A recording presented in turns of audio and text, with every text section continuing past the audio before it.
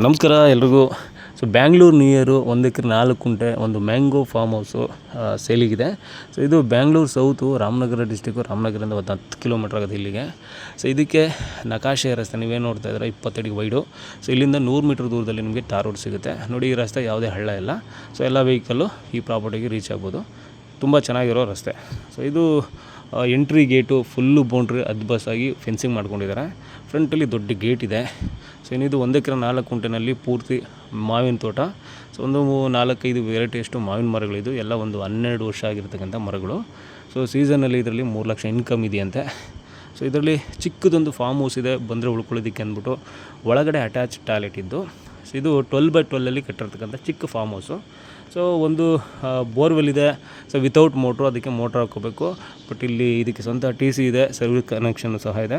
Motor ಒಂದು ಹಾಕೋಬೇಕಷ್ಟೇ. ಇದೆಲ್ಲ ಕೆಂಪು ಮಣ್ಣು ಈ ಥರ ಭೂಮಿ ಬಂದು ನೀಟಾಗಿ ಇಟ್ಕೊಂಡಿದ್ದಾರೆ.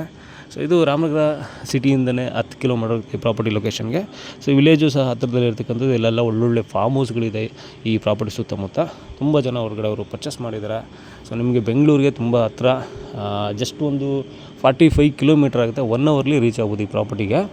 ರಾಮನಗರದಿಂದ 10 ಕಿಲೋಮೀಟ್ರು. ಚನ್ನಪಣ್ಣು ಸಹ 10 ಕಿಲೋಮೀಟ್ರ್ ಆಗುತ್ತೆ ಇಲ್ಲಿಗೆ. ಬೆಂಗಳೂರು ಬಂದು 45 ಕಿಲೋಮೀಟ್ರ್ ಪ್ರಾಪರ್ಟಿ ಲೊಕೇಶನ್ಗೆ.